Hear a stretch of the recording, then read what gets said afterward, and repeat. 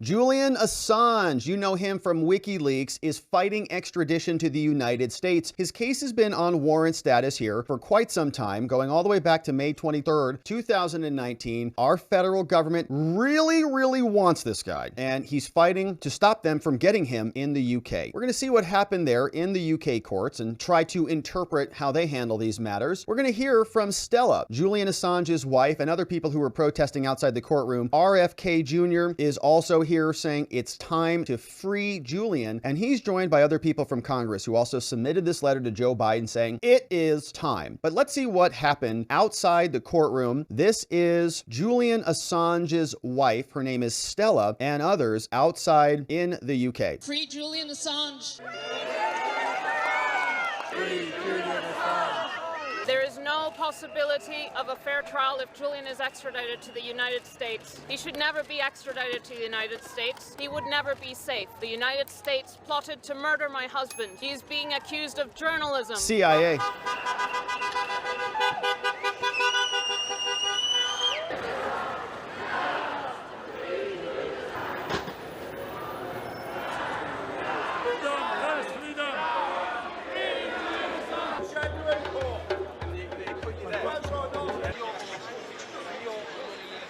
Assange's father's there.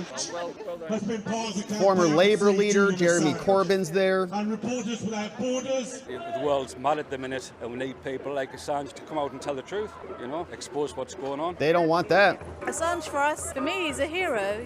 He's an advocate for truth, peace, justice, and, I'm here today because we want to make sure that he doesn't get extradited to the US. Assange, yes! Freiheit für Assange, yes! Free Assange! Free Assange! Okay, so that's what's happening there in the UK, and we also have some updates on what took place in the court proceeding. Before we see what took place over there, here is another excerpt from RFK Jr., who's also online supporting Julian Assange being freed. Here's what he says. Kennedy, and that would be an interesting thing if he did that. The likelihood that happens, 0. So here is what took place there. BBC is reporting that Julian Assange was in court, and lawyers described the U.S. prosecution from our DOJ as state retaliation. Does that happen elsewhere in America? We have the state retaliating against other people in America? Yeah, we definitely do. So here's the background. Mr. Assange, Julian, has been in Belmarsh, a UK prison, since 2019. Now, America wants this guy, the US, for disclosing secret military files all the way back in 2010 and 2011. Now, there's a 2-day high court hearing which began on Tuesday. His team said it's against the UK law to transmit him out. But if the appeal is turned down, Assange could be extradited to the United States within weeks. And then as soon as he comes back, the warrant is going to be quashed and the case will pick back up, right? It'll be back on for a trial. Now, Edward Fitzgerald is one of his lawyers. He said that the US's prosecution was, quote, politically motivated. He argued, he said, Mr. Assange was exposing serious criminality, and he disclosed documents that the US was upset about. He said, my client is being prosecuted for engaging in the ordinary journalistic practice of obtaining and publishing classified information that is both true and obvious and important public interest. Another lawyer said that the U.S. sought retribution for his political opinions, one of the many bars to extradition from the UK. So if they're trying to punish you politically, UK says we're not going to let you leave. This is a paradigm example of state retaliation for the expression of political opinion. The lawyers also argued that their client was at the real risk of further extrajudicial actions by the CIA. Stella says that they tried to kill him, a legally delicate way of saying he could be assassinated or he could be subject to some harm beyond their control. Now, their allegation is not evidentially tested. I guess he has to try to kill him. He has to try to be killed first. Is that the CIA plotted to kill Mr. Assange during the 7 years he took refuge in Ecuador's London embassy. Mr. Summers told the judges that then U.S. President Trump, they say Trump asked for detailed options on how to kill Assange. I'm sure that's not true. I'm sure the CIA did that through Pompeo. Trump was considering pardoning them. But of course, everything is Trump's fault, who was not present in court on Tuesday. Assange was sick, apparently. Sketches were even drawn up, he said, adding that the evidence of this was truly a breathtaking plan. And in written submissions, he and Fitzgerald added, they said, the evidence showed that the U.S. was prepared to go to any lengths, including misusing its own criminal justice system, to sustain impunity for U.S. officials in respect to the war crimes. Mr. Assange was one of these targets, and it was orchestrated through Pompeo. Now, 2 years later, a British judge ruled that while the US had shown it had a legitimate criminal case against Assange, he could not be transferred because he might harm himself. The US later overturned that ruling after giving the UK new assurances about how Assange would be treated. We're not going to hurt him. At this week's hearing, largely seen as a last-ditch attempt effort from Assange lawyers are asking for permission to challenge the extradition again. If they fail to convince the judges, Assange must be extradited within 28 days. And of course, they're saying this is going to determine whether he lives or dies. And so that's what happened there. Here is Stella. She's explaining the CIA tried to kill him.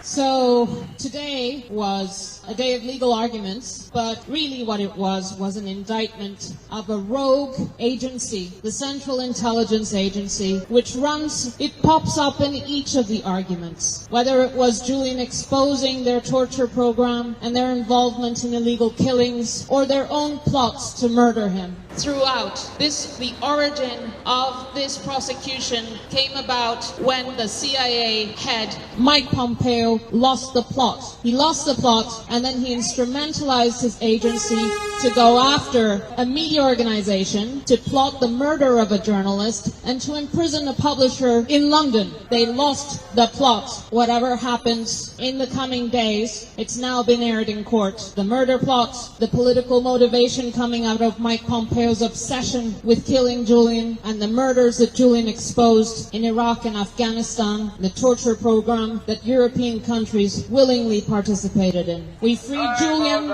we regain our democracy. Let's free Julian. Come back here tomorrow. Free Assange. All right, so of course we know that our CIA and our intelligence agencies are nasty agencies who are trying to control information everywhere. They will even create fake letters of 51 intelligence experts who will create lies for all of America to consume, and they'll endorse it. So now we have a letter from Congress to Joe Biden, and this is signed by a bunch of different people who are not normally on the same page. So this is curious. We've got James McGovern, Thomas Massie, Rashida Tlaib is on this, okay? Ilhan Omar's on this one. We got Ayanna Pressley, Jayapal's on here, Jamal Bowman, the fire alarm guy, and AOC's on here. What on earth? Now, who else signed this puppy? Rand Paul, Jesus Garcia, Cori Bush is on this list, Rosendale. We've got Marjorie Taylor Greene's on this list, Paul Gosar, and Eric Burlinson. We got a bunch of names. Like, they all definitely didn't sign this in the same room together, right? Because I'm pretty sure Marjorie and AOC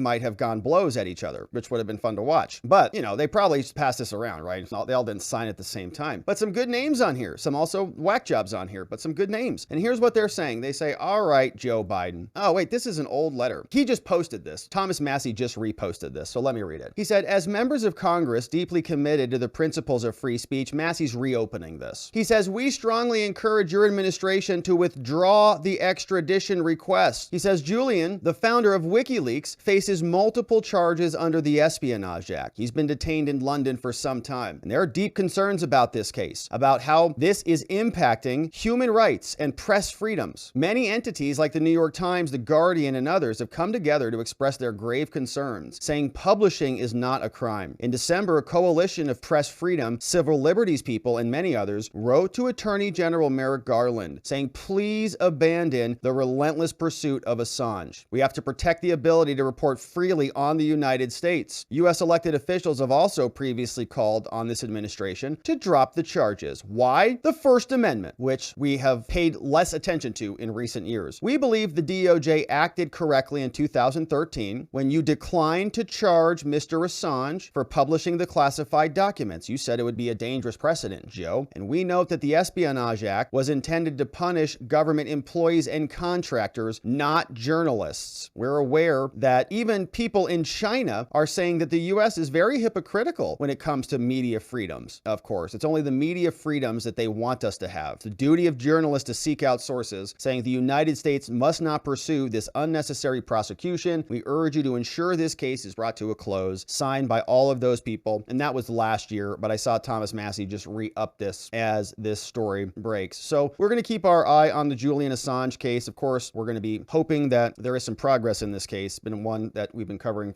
sort of in the back pocket for a while, and we're going to see what happens in the UK. And so, my friends, thank you for joining us on this one. We're going to keep our eye on it. Thanks for subscribing. Thanks for liking this video, for sharing it with a friend, for inviting them to come over to our channel and join us as we cover First Amendment activities, and we continue to watch the watchers always.